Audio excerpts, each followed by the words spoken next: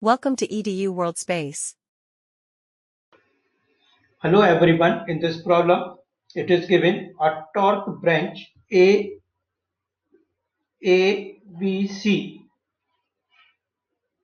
It is given to measure the moment or torque applied to a bolt at A. Bolt is given at A. We have to measure the torque or moment of force at A, and force is applied to the handle at C. The machine reads the torque on the scale at B. So when force is applied at C and torque is measured at A, the moment of force at A is measured to be M, and its value will be force into perpendicular distance. So force is F, perpendicular distance is AC, that is given N.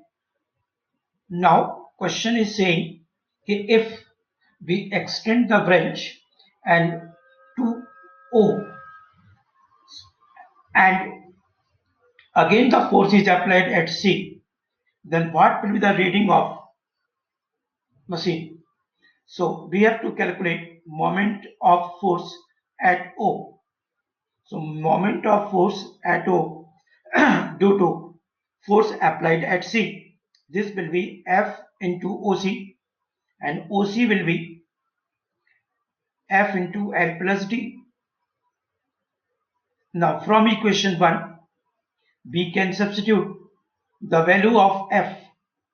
So this reading M, capital M will be, F will be small m upon L into L plus D.